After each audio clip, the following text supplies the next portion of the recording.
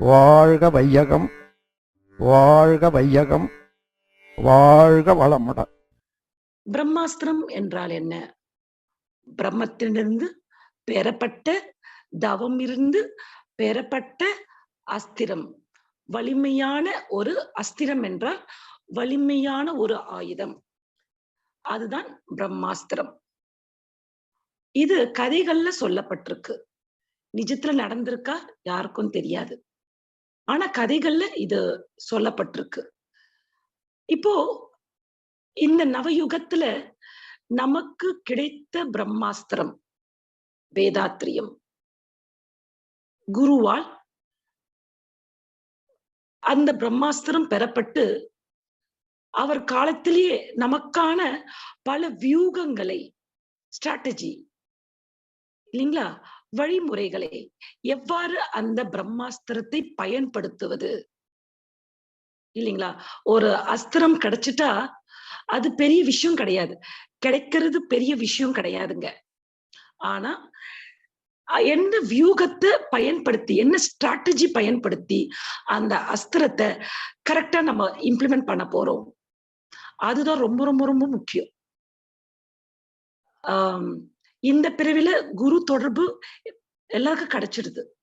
ஆனா எத்தனை பேர் கரெக்டா ஃபாலோ பண்றோம் இல்லைங்களா? எத்தனை பேர் அந்த பயணத்தில் தொடர்ந்து இருக்கும்? தொடர்ந்து இருந்தாலும் குரு வழி செய்திய முறையா பின்பற்றணும் நினைக்கிறவங்க எத்தனை பேர் இல்லைங்களா? சோ அந்த வகையில நம்ம எல்லாருக்குமே எளிமையா ஒரு பிரம்மாஸ்திரத்தை சாமிஜி வாங்கி கொடுத்துட்டாரு நம்ம கிட்ட. இதெல்லாம் இவ்வளவு பெரிய விஷயம் இல்லைங்களா? நம்ம பிறவில நம்ம வாழ்ந்த காலத்துல அருட்தந்தை வேதாத்ரி மகரிஷி தன்னுடைய தவ வலிமையினால் ஒரு வேதாத்ரியம் என்ற பிரம்மாஸ்திரத்தை இந்த சமூகத்துக்கு நமக்கு அளித்துள்ளார். பல நேரங்கள்லங்க அதை எப்படி பயன்படுத்துறது தெரியாம தவிக்கிறோங்க. சில சமயங்கள்ல தடுமாறுறோம், சில சமயங்கள்ல தடமாறுறோம். சோ அதனால என்ன ஆகுதுன்னா, ரொம்ப நாளா எனக்கு பிரச்சனை அப்படியே இருக்கு, சில நேரங்கள்ல என் வீட்டுல சிக்கல் அப்படியே இருக்கு, என்னன்னு தெரியல, இத்தனை வருஷமா நம்ம இருக்கோம், எதனால இந்த சிக்கல் வருது, சரி பாவப்பதிவால சிக்கல் வருது, அது போக்கும் முறை என்ன, அது எப்படி எடுக்கலாம் இல்லைங்களா? சாமிஜி ஒரு வார்த்தை சொல்லியிருக்காரு, சொல்லால் மட்டும் நம்பாதே, சுயமாய் சிந்தித்தே தெளிவாய். அவர் சொல்றது கூட நம்பாதீங்கன்னு சொல்லியிருக்காரு. அறிவை கொண்டு சிந்திச்சு செயல்படுங்க அப்படின்னு சாமிஜி சொல்லியிருக்காரு இல்லைங்களா? அப்போ எந்த வியூகத்தை பயன்படுத்தி அந்த பிரம்மாஸ்திரத்தை சரியான முறையோடு பயன்படுத்த முடியும், நிறைவாக பயன்படுத்த முடியும் இல்லைங்களா? It is not easy. Vethathiriyam it's not at all easy. அது எளிமையானதல்ல. நம்ம நம்ம எவ்வளவு புண்ணியம் செஞ்சிருக்கணும் இந்த பிறவில வேதாத்ரியம் என்ற வார்த்தை உச்சரிப்பதற்கு. we are gifted. நம்ம யார் வாயிலெல்லாம் வாழ்க வையகம், வாழ்க வளமுடன் வருதோ நம்மளாம் பாக்கியசாலிகள், நம்மளாம் பாக்கியசாலிகள். நாம வேதாத்திரத்துக்குள்ள முங்கி எழணுங்க. அது ஒரு ஆழ்கடல், அது ஒரு ஆழ்கடல். அதுல முங்கி எழணுங்க. மேல நல்லா இருக்கு அப்படின்னு நினைச்சிடக்கூடாதுங்க. நம்மளுடைய என் குருநாதர் புத்தகத்துல நம்மளுடைய அருள்நிதி மனோரமா அம்மா எழுதியிருப்பாங்க. ஒரு பெரிய பாத்திரம், அது ஃபுல்லா பாயாசம் இருக்கு. ஒருத்தர் உள்ள இறங்கி குடிச்சிட்டாரு அந்த பாயாசத்தை. எல்லாரையும் கூப்பிடுறாரு. ஒருத்தர் வந்து எட்டி பாக்குறாரு, ஒருத்தர் பக்கத்துல போய் நிக்கிறாரு இல்லைங்களா? சோ அவங்களுக்கெல்லாம் அந்த டேஸ்ட் தெரியல. ஆனா முங்குனவருக்கு என்னங்க அந்த டேஸ்ட் தெரிஞ்சு போச்சு. அப்ப என்ன கூப்பிடுறாருங்க, எட்டி நிக்காத, உள்ள வா, இந்த பாயசம் ரொம்ப சுவையா இருக்கு, நீயும் குதி அப்படின்னு சொல்றாங்க இல்லைங்களா? அதே மாதிரிதாங்க வேதாத்ரியம் என்பது ஒரு ஆழ்கடல். அதோடைய ஆழத்தை கணக்கிடவே முடியாது. ஒவ்வொரு வருடம் அதிகமாக அதிகமாக நமக்கு அதோடைய ஆழம் மேலும் அதிகமாக இருப்பதை நம்மால் உணர முடியும். ரொம்ப அழகா சாமிஜி சொல்லியிருப்பாருங்க. பறவைகளின் காலடியின் அடையாளத்தை பார்க்க முடியாது நாம். ஆகாயத்தில் துறவிகளின் அறிவு நிலை உயர்வை மற்றோர் தெரிந்து கொள்ள முயற்சித்தால் அதுவும் ஆகா. ரொம்ப அழகான வார்த்தைங்க.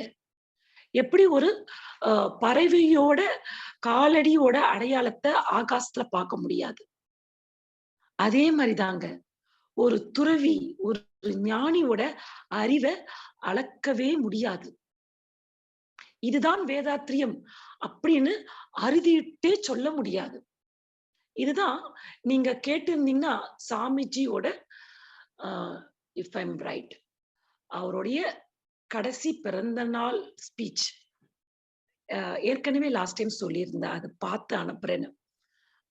ஸோ அது கண்டிப்பா ஞாபகம் வச்சு இங்க இருக்கிற ஒருத்தருக்கு நான் அதை ஸ்கேன் பண்ணி அனுப்புறேங்க. சாமிஜி சொல்லியிருப்பாருங்க, நான் உனக்கு எல்லாமே கொடுத்துட்டேன், இருந்தாலும் இந்த பிரபஞ்சத்துல அறிய முடியாத விஷயங்கள் இருக்கு, அதை நீங்க தவம் இயற்றி அறிந்து கொள்ளணும்.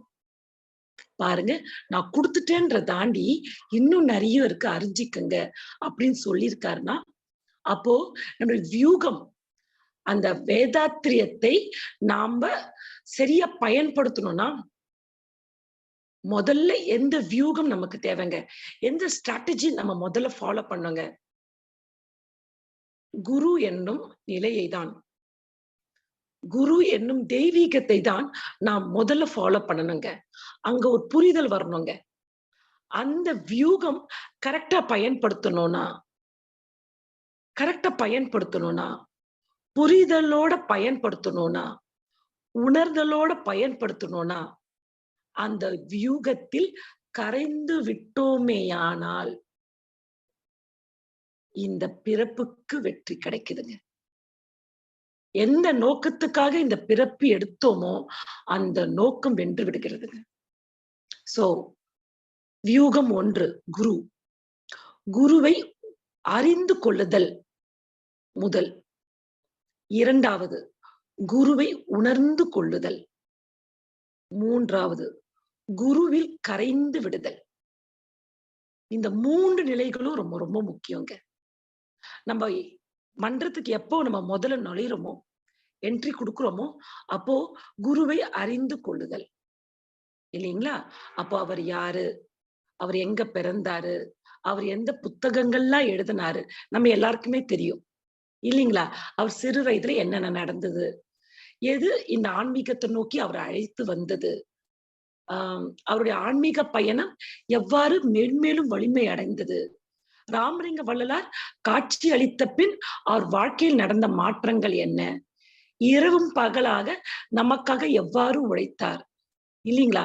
இது எல்லாமே குருவை அறிந்து கொள்வது இல்லைங்களா? ஏன்னா நம்ம யாருக்கும் அவரை பத்தி தெரியாது.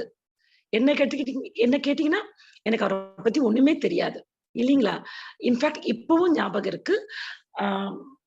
எங்க அம்மா உடம்பு சரியில்லை. அப்போ நானு இவர் இறந்துட்டாருன்னு ஒரு செய்தி கிடைக்குது. பார்த்துட்டு நிறைய சாமியார் மாதிரி இவரும் ஒரு சாமியாரு அப்படின்னு அந்த டிவி வந்து ஷட் டவுன் பண்ணிட்டேன். பட் இன்னைக்கு வரைக்கும் அந்த கடைசி இந்த பூமியில வாழ்ந்த கடைசி நாள் கூட எனக்கு பாக்குற பிராப்தம் கூட இல்லையே அப்படின்னு நான் வருத்தப்பட்ட நாட்கள் நிறைய இருக்கு. ஆனா அந்த வருத்தம் இப்ப கிடையாது. ஏன்னா நமக்குள்ள அவர் பிரசன்ஸ நம்ம ஃபீல் பண்றோம், நம்மளை சுத்தி அவர் பிரசன்ஸ ஃபீல் பண்றோம் போது அந்த வருத்தம் எங்க இருக்கு இல்லைங்களா? அப்போ குருவை அறிந்து கொள்ளுதல், எனக்கு நிறைய சந்தேகங்கள் இருந்ததுங்க. ஏன்னா அந்த பீரியட்ல ஆன்மீகம்னா முழுசா ட்ரஸ்ட் பண்ண முடியாத பீரியடா இருந்தது. நிறைய செய்திகள் டிவில வந்தது. சோ அந்த வகையில குருவை அப்போ அறிந்து கொள்ளும் நிலையில தான் ஆரம்ப நிலையில இருக்கும். அப்போ அந்த இடத்துல இதுதான் கரெக்ட்ன்னு தெரியுது. ஆனா மனசுக்குள்ள ஒரு டைலமா, தப்பா எங்கன்னா நம்மள கைட் பண்ணிடுவாங்களோ, நம்மள யாருன்னா ஏமாத்திடுவாங்களோ அப்படின்ற ஒரு எண்ணம் வந்து அந்த இடத்துல ஒரு லெஃப்ட் அண்ட் ரைட் ஜம்ப், இந்த கல்லா மண்ணான் கேம் இருக்கும் பாத்தீங்களா, அது மாதிரி ஜம்ப் பண்ணிட்டு இருந்துச்சு.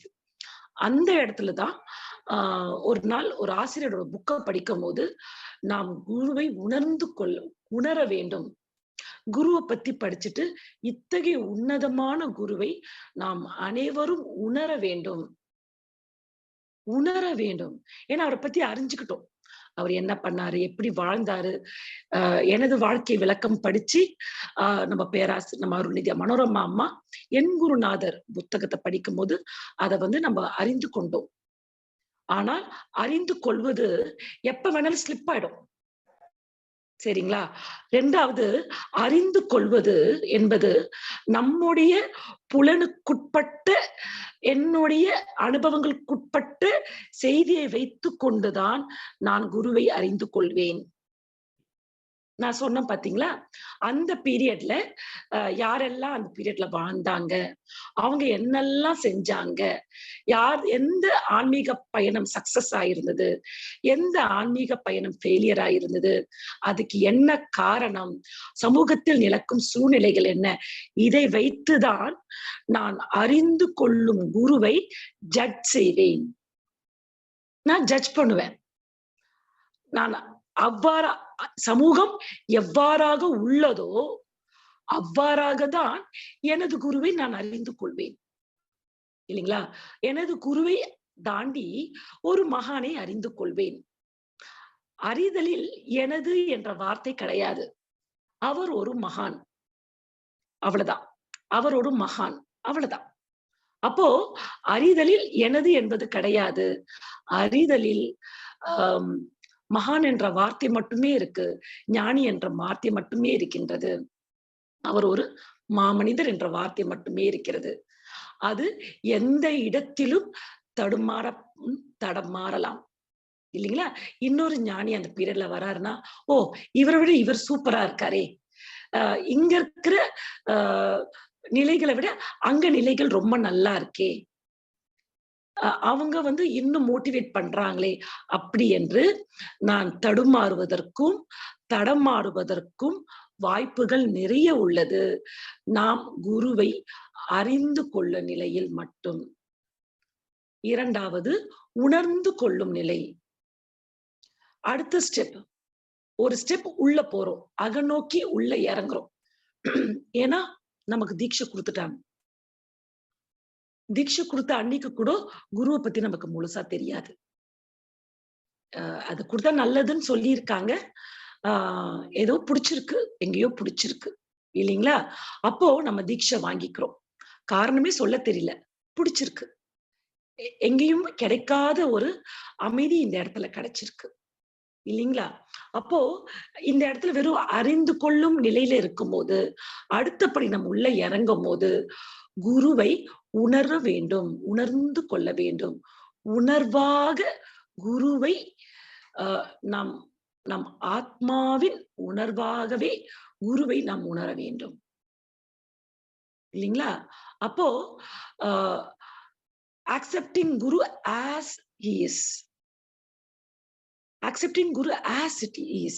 இதுக்குதான் இந்த வியூகத்தை கரெக்டா பயன்படுத்துறதுக்கு தான் குரு நமக்கு ஒரு, ஏன்னா நாம நிறைய ஞானிகளோட புத்தகங்கள், வார்த்தைகள் எல்லாமே கேட்கிறோம். கரெக்ட் தான். நல்லாரை காண்பதும் நன்றி, நலமிக்க நல்லார் சொல் கேட்பதும் நன்றி. ஆனா அதை விட உத்தமம் அத்தனை பேருடைய தொகுப்பையும் தன் அகத்தே வச்சிருக்காரு. அத்தனை இன்று வரை வாழ்ந்த ஞானிகளின் தொகுப்பு தான் அருட்தந்தை வேதாத்ரி மகரிஷி. சிம்பிளிஃபைட் வெர்ஷன், அது சிம்பிளிஃபைட் குண்டலினி யோகா. எந்த மொழியில எந்த ஞானி இருந்தாலும் அவர்களுடைய தொகுப்பு தான் வேதாத்ரி மகரிஷி ஐயா. அவங்க அருட்தந்தை அவர்கள். அவர்கள் வேறு இவர் வேறு கிடையாது. அவர்கள் வாழ்ந்த காலத்தில் அவர்களுடைய ஏக்கங்கள், அவர்களுடைய தவிப்புகள் எல்லாத்தையும் களைஞ்சி எங்கெல்லாம் மைனஸ் இருந்தது, அவங்கள மக்கள் கிட்ட ரீச் ஆகாம இருக்கிறதுக்கு அத்தனை மைனஸ் களையப்பட்டு ஒரு தொகுப்பாதான் இன்னைக்கு நமக்கு வேதாத்ரியம் அருட்தந்தை வழியாக கிடைத்திருக்கிறது. இதை நாம் உணர வேண்டுமெனில், இல்லைங்களா, கால்குலேஷன்ஸ் பத்தாது. அவரை கால்குலேட் பண்ண எப்படி ஒரு பறவையோட காலடியை நம்ம ஆகாயத்தில் பார்க்க முடியாதோ, துறவியோட அறிவின் ஆழத்தை நாம் கணக்கிட முடியாது. அப்போ அந்த அறிவின் ஆழத்தில் இறங்கலாம், கணக்கிட முடியாது. அந்த ஆழத்துல இறங்க முயற்சி பண்ணலாம். அப்படி எடுக்கும் முயற்சி தான் குருவை உணர்தல். குருவை உணர்தல். அப்போ ஒவ்வொரு இடத்துலயும் ஆஹ் அவரா அவர் அவர் என்ன எவ்வாறாக இது கொண்டு வந்தார், அவர் எந்த அளவுக்கு அன்பும் கருணையுமாக இருக்கின்றார், அதை நம்ம உணர்ந்து உணர்ந்து பாக்குறது. ஒவ்வொரு வார்த்தையிலையும் நமக்கு அதுக்கான யுக்தி சாமிஜி கொடுத்திருக்காங்க. எவர் ஒருவர் குருவை மதித்து ஒழுகினாலும் தப்பாது குரு உயர்வு மதிப்போர் தமிழ் தரத்தில் உயர்த்திய பிறவி பயனை நல்கும். இது யுக்தி கொடுத்திருக்காங்க. ஏன்னா குரு என்பது வெறும் அருட்தந்தை மட்டுமல்ல, அருட்தந்தை வழிகாட்டிய குரு, அவருக்கு முன் இருந்த குரு. இப்ப சொன்ன பாத்தீங்களா, இந்த பிரபஞ்சம் முழுக்க யாரெல்லாம் குருமார்கள் பிறந்து வளர்ந்து வாழ்ந்து நிறைந்து கரைந்து விட்டார்களோ அவர்களின் தொகுப்பு தான் அருட்தந்தை. அப்போ நம்ம செய்யற பயிற்சிகள் எல்லாமே இட் இஸ் சிம்பிளிஃபைடு. அவர்கள் கொடுத்த பயிற்சிகளை தான் எளிமைப்படுத்தி இவர் கொடுத்திருக்காரு நமக்கு. ஆனா நம்ம என்ன பண்றோங்க, பல நேரங்களை வெளியே தான் தேடுறோம். வெளியே இதை விட இது பெட்டரா இருக்குமா, இது சிம்பிளா இருக்கே. இது இயற்கையோட ஒரு கட்டாயம்.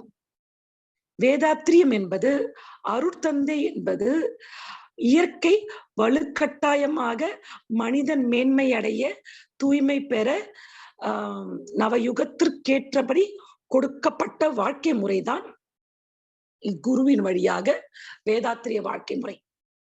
பிரம்மாஸ்திரம் இறைவன் அருளியது, இயற்கை அருளியது. அப்ப நாம எப்படி அதை பேக்ல போக முடியும், மறுபடியும் ஃபர்ஸ்ட்ல இருந்து வரேன்னு சொல்லிட்டு? அப்படி போக முடியாதுங்களே, இல்லீங்களா? அப்படி போக முடியாது. இப்ப நான் என் பாட்டி மாதிரி இருக்கணும்னு ட்ரை பண்ணனா ஒரு 5% to 10% ட்ரை பண்ணலாம். ஆனா இந்த காலத்துல என் கொள்ளு பாட்டி மாதிரியோ என் பாட்டி மாதிரியோ நான் இருக்க முடியாது. ஏன்னா இது வேகமான உலகம். இந்த உலகத்துக்கு ஏத்த மாதிரிதான் என்ன நான் மாத்திக்க முடியும், இல்லீங்களா? அப்போ நான் பாட்டி மாதிரி இருக்கணும், எள்ளு பாட்டி எல்லாம் இருந்தாங்க, நான் ட்ரை பண்றேன்னா ஓரளவு வரலாம், அது கம்ப்ளீட் ஆகாது, இல்லீங்களா? அப்படிதான் இயற்கை நமக்கு கொடுக்கப்பட்டது, நமக்கு கொடுக்கப்பட்ட பேரருள் அருட்தந்தை வேதாத்ரி மகரிஷி. அப்போ நம்ம உடற்பயிற்சி செய்யறோம் சொல்லும் போது நம்ம அருட்தந்தை கொடுத்த பயிற்சி மட்டுமே செய்யலைங்க, அத்தனை ஞானிகளின் பயிற்சியின் தொகுப்பை தான் நாம் செய்து கொண்டிருக்கின்றோம். நம்ம தவம் செய்யும் போது வெறும் அருட்தந்தை கொடுத்த தவத்தை மட்டும் செய்யவில்லைங்க, அவர் மட்டும் அங்க இல்லைங்க. தவத்தில் ஆழ்ந்து செல்லும் போது நான் உங்களுக்கு உதவியாக இருப்பேன். சாமிஜி சொல்லியிருக்காரு இல்லைங்களா, it's a promise from a மகான். சாமிஜி நமக்கு அது கொடுத்த ப்ராமிஸ் அது. ஆனா அந்த எந்த இடத்துல சாமிஜி வராரோ, எந்த இடத்துல சாமிஜியோட பயிற்சி நிக்குதோ, எந்த இடத்துல சாமிஜியோட தவத்தை செய்யறோமோ அந்த இடத்துல இந்த உலகத்தில் வாழ்ந்து நிறைந்து கரைந்த மகான்களும் அங்கே பரிபூர்ணமாக இருப்பார்கள். அப்போ குரு வெறும் அருட்தந்தை மட்டும் அல்லாமல் அது பிரம்மாண்டமானது, பிரம்மாண்டமானது. எந்த அளவுக்கு ஒரு குரு பக்தியோட நாம இருக்கோமோ, எந்த அளவுக்கு குரு பக்தியோட இருக்கோமோ அந்த அளவுக்கு நாம அனைத்து மகான்களின் எண்ணங்களோடு தொடர்பு கொள்கின்றோம். இது உண்மைங்க, இது உண்மை. அப்போ வேதாத்திரியத்துல நாம அந்த வேதாத்திரியம் என்னும் பிரம்மாஸ்திரத்தை சரியா பயன்படுத்தணும்னா முதல்ல குரு என்பவர் யார், அவர் எப்ப இருந்து நம்ம கூட வந்திருக்காரு, எத்தனை பிறவிகள் அவருக்கும் நமக்கும் தொடர்பு அப்படின்னு பார்க்கும்போது ஜென்ம ஜென்மமாக யுகங்கள் யுகங்களாக இந்த தொடர்பு நமக்குள்ள இருக்குங்க. பல ஞானிகள் வாயிலாக, இறைவன்ல ஆரம்பிச்சு ஞானிகள் வாயிலாக வந்து இன்னைக்கு அருட்தந்தை வழியாக நிறைந்து இருக்கிறது. என்னை நான் அறிய வேண்ட இறைவா நீயே என் குருவாய் வந்தாய், உன்னையே என்னுள் காட்டி உள் நிறைந்தறிவாய் நின்றாய். இறைவன் பல யுகங்கள் கடந்து கடந்து கடந்து இன்னைக்கு குருவாய் நின்னு ஒவ்வொரு ஆத்மாவின் அகத்தே இறைவன் தான் இருக்கின்றான், நான் தான் இருக்கின்றேன், உங்களை நான் தான் ஆட்கொண்டிருக்கின்றேன், நானே தான் நீங்களாக இருக்கின்றேன். அந்த உண்மையை இறைவன் குரு வழியாக வெளிப்படுத்துகின்றான். எவ்வளவு பெரிய பாக்கியம், எவ்வளவு பெரிய பாக்கியம். இறைவன் வேறு நான் வேறு என்ற வாழ்ந்த சூழ்நிலையில் குருவின் வழியாக இறைவனே நானாக இருக்கின்றான் என்ற சத்தியத்தை நாம் உணர்ந்து கொள்கின்றோம். அறிந்து கொள்கின்றோமோ?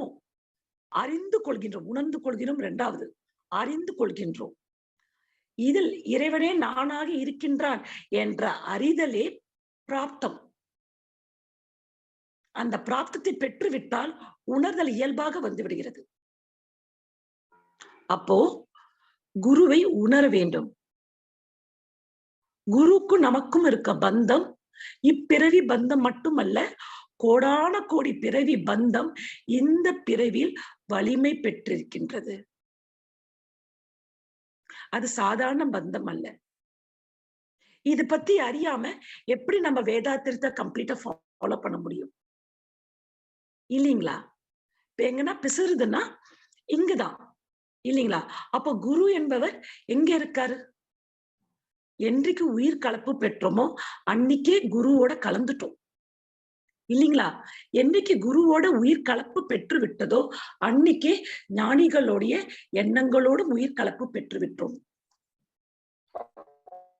எந்த அளவுக்கு வேதாத்திரியத்தில் நம்ம தவம் மாற்றி ஆழ்ந்து செல்றோமோ அந்த அளவுக்கு ஒத்த ஞானிகளுடைய உயிர் தொடர்பும் அறிவு தொடர்பு நமக்கு கிடைச்சிடுங்க.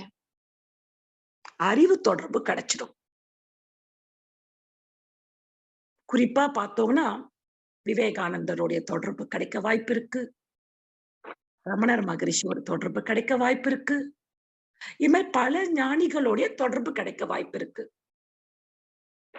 அப்போ இப்ப என்ன ஆகுனா, நம்ம குருவை உணர்தல், நம்ம குருவை அறிந்தோம்னா, வெறும் அறிந்த நிலையிலே இருந்தோம்னா, அவ்வாறாக ஞானிகளோட என் அறிவோடு தொடர்பு கிடைக்கும் போது நம்ம அப்படியே ஷிஃப்ட் ஆயிடுவோம். இவங்க வந்து இப்போ வந்து மாறிட்டாங்க, வேற குரூப்புக்கு போயிட்டாங்க, அவங்க அந்த குரூப்ல இருந்து வேற குரூப்புக்கு போயிட்டாங்க. அப்படி வந்து நமக்கு நம்ம நிறைய பேர் கேள்விப்பட்டிருப்போம். வேற குரூப்ல ஜாயின் பண்ணிட்டாங்க, வேற ஞானிய ஃபாலோ பண்ணிட்டாங்க.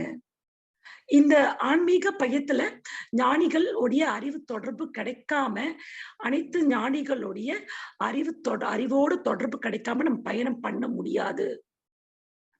ஆனால் குருவை அறிதல் என்ற நிலையில் இருக்கும்போது அந்த தொடர்பை அறிவு தொடர்பு என்று நினையாமல் வெறும் புலன் தொடர்பு என்று நினைத்து கொண்டு வெறும் வார்த்தைகளிலும் உருவங்களிலும் மட்டுமே நமக்கு வழிகாட்டல் கிடைக்குது என்று நாம் தடுமாற்றம் அடைவதற்கான வாய்ப்பு உள்ளது. ஆனால் என்று நாம் குருவை உணர்ந்து கொள்கின்றோமோ, குரு தன்மையை அறிந்து கொள்கின்றோமோ, அறிந்த நிலையில் உணர்ந்து விடுகின்றோமோ அன்று நமக்கு வழிகாட்டக்கூடிய மகான்களுடைய வழிகாட்டலை நாம் ஏற்றுக்கொள்வோம். இது குருவோட வார்த்தை என்று. ஸ்பெசிபிக்கா கன்வர்ஷன் இருக்காது. ஆமா, இந்த மகானுடைய வார்த்தை. அப்ப நின்னு பார்க்கும்போது அவர்களுடைய குரு இந்த அகநோக்கி பயணத்துல அவங்களுடைய அறிவையும் நமக்கு காட்டி இருக்காரு. அவங்க அறிவோட ஆழத்தையும் காட்டி இருக்காரு.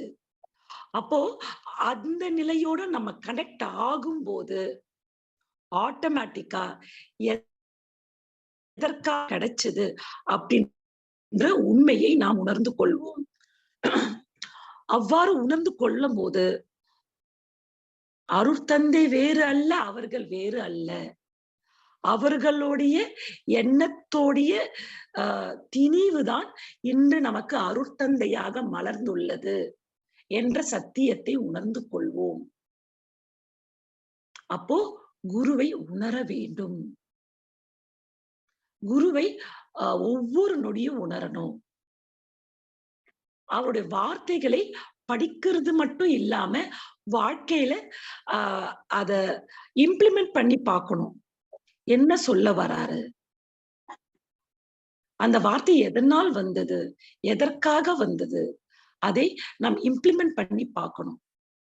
அப்போ அறிதலால் இம்ப்ளிமெண்ட் பண்ணி பார்க்க முடியாதுங்க. உணர்ந்தால் அதனோடு பயணம் செய்தால் கண்டிப்பா இம்ப்ளிமெண்ட் பண்ணி பார்க்க முடியும். குறிப்பா நம்ம சொல்லணும்னா நம்ம ஐயா சொல்லுவாரு, திருக்குறள் உட்பொருள் விளக்கம் அந்த புத்தகத்தை படிக்கும் போது ஐயா சொல்லுவார், அதுல வள்ளலார் எந்த மனநிலையில் இந்த புத்தகத்தை எழுதினாரோ, ஏன்னா அதுக்கு பல பேர் திருக்குறளுக்கு பல பேர் பல விளக்கங்களை கொடுத்திருக்காங்க. அந்த நிலையில் இருந்து இதற்கான விளக்கத்தை நான் எழுதுகிறேன். அவர் அறிவோடு என்னை இணைத்துக் கொண்டு இதுக்கான திருக்குறளுக்கான விளக்கத்தை நான் எழுதுகிறேன் ஐயா சொல்லுவார். அப்போ திருக்குறளுக்கான உண்மையான விளக்கம் எங்க வருதுங்க? திருவள்ளுவராகவே நிற்கும் போது அவர் அறிவோட கனெக்ட் ஆகும் போது இல்லீங்களா? சோ எங்க இடத்துலயும் வள்ளலாருடைய அறிவேதான் தெய்வம் என்றார் தாயும் ஆனார், அகத்ததுதான் மெய்ப்பொருள் எடுத்துக்காட்டி அறிவதனை அறிவித்தார் திருவள்ளுவர், அவ்வறிவில் ஆழ்ந்த கவியாத்தார் அறிஞர் ராமலிங்கர்.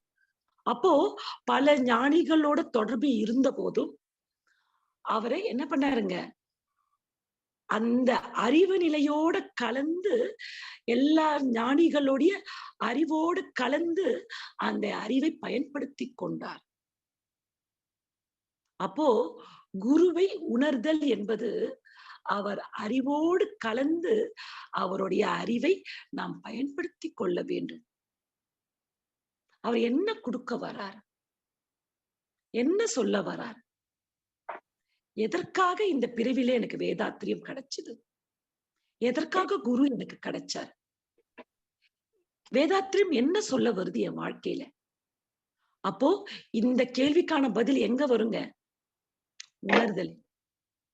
தேடுகின்ற பொருள் என்ன, ஏன் நமக்கு, தெரிந்தவர் யார், கிடைக்கும் இடம் எது, இதெல்லாம் நாடுகின்ற பழக்கம் சில பேரை கொள்வார். ஞானம் அதை தேடும் சிலர் ஓடுகின்றார், உளமுருகி தேடுகின்றார், வாடுகின்றார் உளம் நொந்து, உள் கடந்து அறியும் அதை வெளியில் காணா, ஈருளை தேட விளக்கெடுத்து செல்வதை போல் முரண்பாடன்றோ. அப்போ நம்ம வெளியே தேட வேண்டாங்க, நம்ம வேலி தேடி குருவுக்கு நம்ம அலைய வேண்டாங்க, நமக்குள்ளாக கலந்திருக்கார்.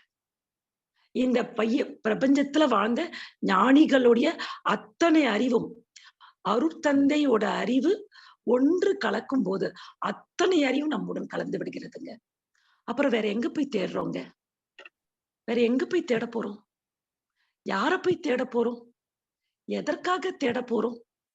அப்போ தேடுறோம்னா அது அறியாமைதானுங்களே. ஏன்னா கையில வெண்ணெய வச்சுட்டு வெளியில போய் தேடுறது, வெண்ணெய போய் தேடுவாங்க. ஒரு பழமொழி இருக்கு இல்லைங்களா? கையில வெண்ணெய வச்சுக்கிட்டு வெளியே நெய்ய தேடுறது. வெண்ணெய உருக்குனா நெய் வந்துருது. ஆனா வெண்ணெய உருக்க மாட்டேன்றோம் பல நேரங்கள்ல. அதனால நெய்யுக்காக அலைஞ்சிட்டு இருக்கோம். அப்போ குருவை உணர வேண்டும். இந்த இயற்கையின் திணிவு நிலைதான் அருட்தந்தை. அதை நாம் உணர வேண்டும். அடுத்தது குருவில் கரைய வேண்டும். குரு தன்மையில் கரைய வேண்டும்.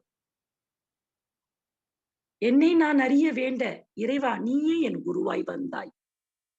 அப்போ இறைவனே குருவாக வந்த போதும் இப்ப குரு என்னவா இருக்காருங்க? குரு நானா இருக்கார், நம்மளா இருக்கார் இல்லீங்களா? நம்ம உடல கருவியா வச்சுக்கிட்டு நம்ம அறிவை இயக்கிட்டு இருக்கார். அப்போ குருவில் கரைஞ்சிடணும். வினைப்பதிவாம் சுமையை விடுத்து தூய்மை பெறவே நினைவாய் உடல் எடுத்தேன் நிலமீது விழுந்த பின்னே என்னை மறந்தேன் என் வினை மறந்தேன் இறைவா உனை மறந்தேன் உள்ளிருந்து என்னை மீட்டு. அப்போ என்னங்க, வினைப்பதிவுகள் நம்ம என்ன பண்ணுதுங்க, நம்மள பிரிச்சு வைக்கும். நம்ம வேற குரு வேற பிரிச்சு காட்டும் இல்லைங்களா? ஒரு முறை இது பகிரலாமா என்னன்னு தெரியல, ஆனா இந்த செய்தி கண்டிப்பா சொல்லணும்னு தோணுது. ஆழியார்ல ஒரு பிள்ளை, ஆழியார்ல ஒரு கிளாஸ் நடந்தது. அப்போ ஒருத்தர் மட்டும் யூனிஃபார்ம் போடாம இருந்தாங்க. ஆழியார்ல 2-3 அனௌன்ஸ்மெண்ட் கொடுத்தாங்க. நாளைக்கு கிளாஸ் வரும்போது கண்டிப்பா யூனிஃபார்ம் போட்டுட்டு வரணும். பட் அந்த பிள்ளை வந்து அன்யூனிஃபார்ம்ல தான் வந்தாரு. அப்போ தமாஷுக்கு ஐயா வந்து சொன்னாரு, இதை குறிப்பாக்கும் போது அந்த யூனிஃபார்ம் இல்லைன்றத ஒரு ஒரு சிரிச்ச வாக்க நாசூக்கா சொன்னாரு. அந்த பிள்ளைக்கு கோவம் வந்துருச்சு. கோவம் வந்து எப்படி நீங்க அப்படி பண்ணுவீங்க, எப்படி பேசுவீங்க அது மாதிரின்னு பண்ண ஆரம்பிச்சிட்டாங்க. அப்படியே பேராசிரியர்கள் இதுதான் குரு உணர்ந்த குருவில் கரைந்த பேராசிரியர்கள் எவ்வாறாக இருப்பார்கள் என்றதை அங்க பாத்தீங்க. வாய மூடிட்டார், அமைதியா வாய மூடிட்டார், எதுவுமே பேசல. அமைதியாயிட்டார் அந்த பையன் கத்தும் போது. நானு கண்ணு மூடி தவம் பண்ணி பார்த்தேங்க. அந்த பையன் சொன்னது, குரு சொன்னாருங்க, இது தப்பு இல்ல, கரெக்டா தான் வந்திருக்கேன்னு சொன்னாருங்க. அதனால நான் பண்ணது கரெக்ட் இல்லைங்க, குருவுக்கே ஓகேன்னும் போது நீங்க யாருங்க என்ன சொல்றதுக்கு? உண்மையிலே அந்த அறியாமையை பார்க்கும் போது அந்த குழந்தைய நினைச்சு பாவமா இருந்தது. ஆனா அங்க அந்த பேராசிரியர் கொஞ்சம் ஹர்ட் ஆயிட்டாங்க. அந்த நான் சொன்னது சாஃப்டா, அந்த பையன் ரொம்ப ஹார்டா பேசினாரு. சின்ன ஒரு மனசுல ஒரு எண்ணம், ஐயா நாளைக்கு காலையில இந்த பிள்ளை யாரையும் ஹர்ட் பண்ணக்கூடாது, நல்லபடியா யூனிஃபார்ம் போட்டு வந்துட்டு யாரையும் ஹர்ட் பண்ணாம இருக்கணும், அங்க இருக்கிற அத்தனை பேரும் வாழ்த்தணும். மறுநாள் காலையில இவ்வளவு ஆர்கியூ பண்ண புள்ள சத்தம் இல்லாம யூனிஃபார்ம் போட்டு வந்து உட்காந்துருச்சு. யார்கிட்டயும் ஆர்கியூ பண்ணல இல்லைங்களா? அப்ப அந்த பிள்ளை சொன்ன வார்த்தை பாருங்க, நிறைய பேர் இதை பயன்படுத்துறோம். குரு சொன்னாரு, நம்ம வார்த்தைய தப்பா பயன்படுத்திட்டு கூட அது என்னோட வினைப்பதிவின் வார்த்தை தான் என்று அறியாமல், எனது வினைப்பதிவின் வார்த்தை தான் என்று அறியாமல் அது குருவோட வார்த்தை என்று நம்ம பேசிவிடுகிறோம், குருவோட செயல் என்று சொல்லிவிடுகிறோம் இல்லைங்களா? அப்ப என்ன ஆகுதுங்க, நம்ம அப்புறம் சரியாகவே முடியாது. அந்த பிரம்மாஸ்திரத்தை சரியா பயன்படுத்தவே முடியாது. என்னுடைய தோழி பேராசிரியர் ஒருத்தர் சொல்லுவாங்க, நம்ம முதல்ல என்ன தெரிஞ்சுக்கணும் வேதாத்திரியத்துலனா, எது நம்ம பதிவோட வார்த்தை, எது குருவோட வார்த்தை. இறைவன்கிட்ட என்ன வேணும்னா, இறைவா என் பதிவு பேசுவதையும் நீ பேசுவதையும் வேறுபடுத்தி பார்த்து உன்னுடைய குரலை உள்ளது உள்ளவாறு நான் களங்கப்படுத்தாமல் அறிந்து கொள்ள எனக்கு ஒரு வாய்ப்பளி இறைவா. அவங்க அந்த சங்கல்பத்தை சொல்லுவாங்க.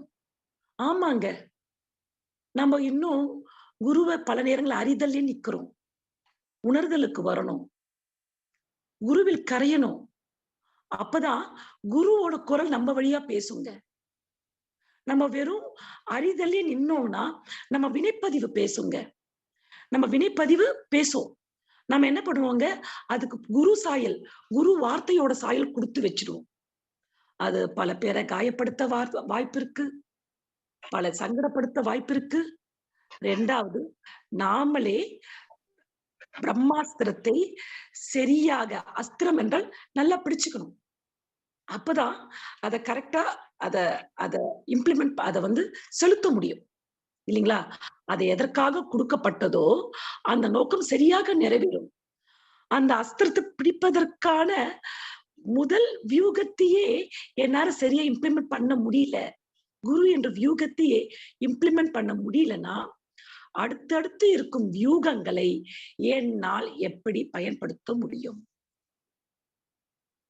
அப்போ குருவில் கரைய வேண்டும். குருவில் கரைய வேண்டும். குருவில் குருவாகவே கரைய வேண்டும். நான் ஏற்கனவே இந்த ஸ்பீச்ல சொல்லியிருக்கேங்க. அதாவது இந்த கங்காரு இருக்கு இல்லைங்களா? அந்த கங்காரு குட்டி அப்படியே சுத்திட்டு வருங்களாம். யாருன்னா ஒருத்தர் மிரட்ட வந்தாங்கன்னா, இல்ல பக்கத்துல நடந்து போனாங்கன்னா, அந்த குட்டி உடனே அவங்க அம்மாவுடைய அந்த பைக்குள்ள ஜம்ப் பண்ணி உக்காந்துட்டு, அங்கிருந்து உலகத்த பாக்குமா. அப்போ வெளியில இன்செக்யூர்டா இருக்கும். அந்த தாய்க்குள்ள உட்கார்ந்த பிறகு அது உள்ள இறங்குறத யூடியூப்ல வீடியோ இருக்குங்க, பாருங்க. அந்த கர்ப்பப்பைக்குள்ள அது உள்ள திணிச்சு உள்ள போய் உக்காந்துட்டு அங்கிருந்து எட்டி பாக்குங்க. அது உள்ள போய் இறங்குறத பார்த்தாலே சுவாரஸ்யமா இருக்குதுங்க. சுவாரஸ்யமா இருக்கு. இவ்வாறாக குருவுள் கரைந்து விட வேண்டும். அங்க இருந்து உலகத்தை பார்க்க வேண்டும். கரைந்து உலகத்தை பார்க்கும்போது அது யாருடைய பார்வை? குருவோட பார்வை. அது நம்ம பார்வை கிடையாது. அது குருவோட பார்வை. யாரோட வார்த்தை? குருவோட வார்த்தை. யாரோட செயல்? குருவோட செயல். இல்லீங்களா? இந்த அறிதல்ல நிக்கும் போது, இல்ல உணர்தல்ல மட்டுமே நிக்கும் போது, நம்ம வினைப்பதிவுகள் என்ன பண்ணுங்க?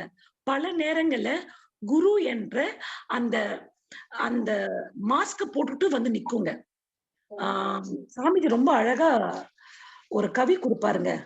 அவரவருக்கு அவரவரே சிறந்தோர் என்று எண்ணும் ஆணவமும் அறிவினது திருக்கூத்தில் ஒன்று.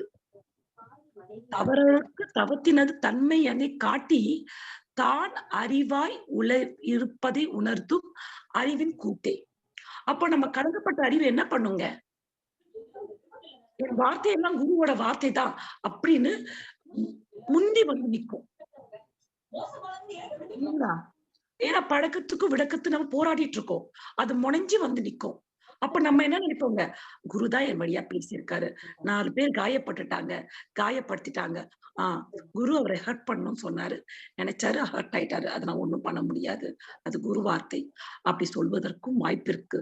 ஏன்னா அவரவருக்கு அவரவரே உயர்ந்தோர் என்று எண்ணும் ஆணவமும் அறிவினது திருக்கூத்தில் ஒன்று. அப்போ இந்த அறிவினது திருக்கூத்தை வைக்கணும்னா அது தன் மூலத்தோடு கரைய வேண்டும். இத்தனை பதிவுகள் இருக்கே, நான் எப்படி என் மூலத்தோட கரையிறது? நான் எப்படி என் மூலத்தோட கரையிறது? அப்போ எளிமையான வழி என்னங்க? குருவில் கரைந்து விடுவது. குருவில் கரைந்து விடுவது. ஐயா, என்னுடைய எண்ணம் சொல் செயலாக நீங்களே நின்று விடுங்கள். ஏன்னா நமக்கு நம்ம எண்ணம் எல்லாம் கலங்கப்பட்ட எண்ணங்குது. நம்ம நாக்குல வர வார்த்தை எல்லாமே கலங்கப்பட்ட வார்த்தையா இருக்கு. பதிவுகள் கொண்டது. என் நாக்குல ஒரு வார்த்தை வருதுன்னா அது என் வார்த்தை மட்டும் அல்ல. என்னோட சந்ததியர்கள், என் மூலத்து எனக்கு முன்னாடி வாழ்ந்தவங்க அத்தனை பேரோட வார்த்தைகள். அப்போ இதெல்லாம் கடந்துதான் இந்த பிறவி பெருங்கடலை தாண்டணும். என் மூளை ஒரு சிந்தனை சிந்திக்குதுன்னா அது ஏன் சிந்தனை மட்டும் கிடையாது. பேக்ல போனா நம்மளுடைய ஒரு நியூரான்ல இருக்கின்ற ஒரு எண்ணமானது, ஒரு நியூரான் தொகுப்பில் உள்ள ஒரு எண்ணமானது பின்னோக்கி சென்றோமேனால் அது மூதாதையர்கள் எண்ணத்தோட கனெக்ட் ஆகுது. அப்ப முன்னோக்கி செல்ல அதை நம்ம பியூரிஃபை பண்ணணும். அப்ப என்ன பண்ணலாங்க? It's a long process. It's a long process. கையில வேதாத்திரியம் கிடைச்சிருக்கு. அதை அதுவாக நாம் அறிந்து கொள்ள வேண்டும். இந்த பிறவி முடிப்பதற்குள் நம் குழந்தைகளுக்கு அழகான சஞ்சிதத்தை கொடுக்க வேண்டும். நமக்கு சரியான சஞ்சிதம் வராததால்தான் பிறந்ததுல இருந்து இன்னி வரைக்கும் அவ்வளவு கஷ்டங்கள் இருக்கு. அப்ப நம்ம குழந்தைகளுக்கு என்ன கொடுக்கணுங்க?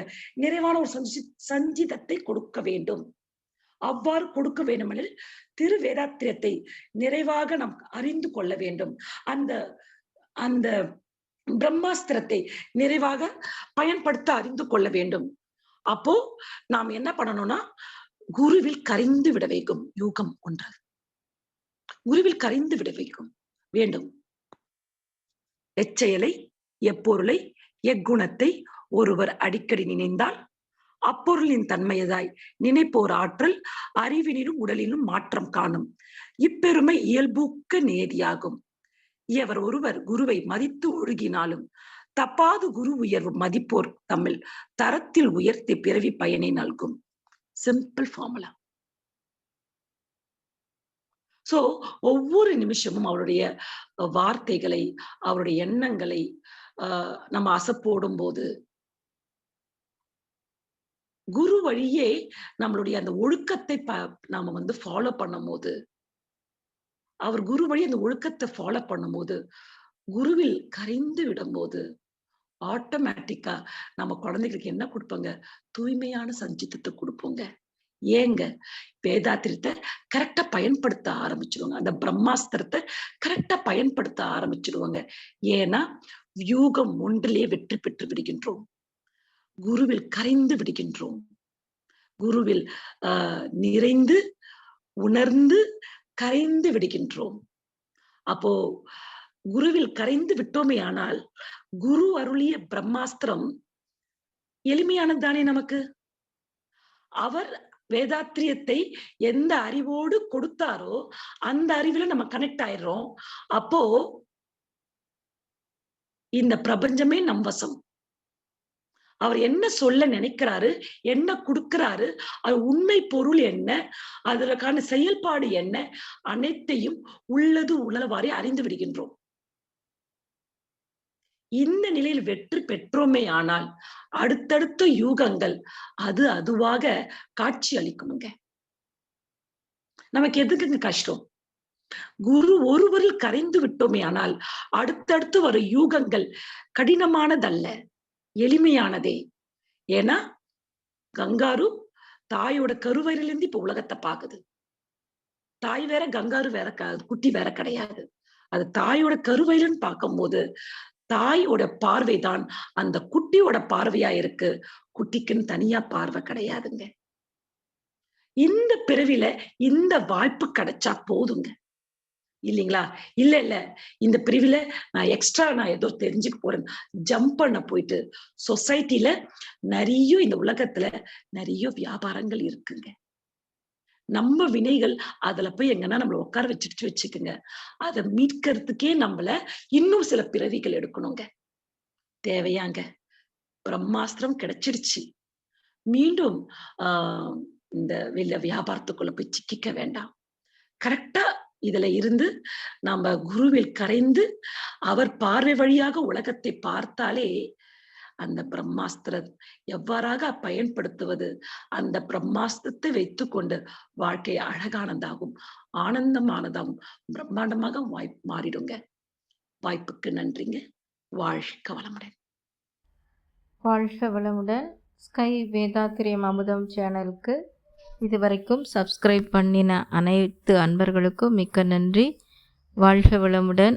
அனைவரும் வேதாத்திரிய தத்துவங்களை உலகறிய செய்வோம். இந்த சேனலை உங்கள் நண்பர்கள் அனைவருக்கும் ஷேர் செய்து பயன்பெறுங்கள். நன்றி. வாழ்க வளமுடன்.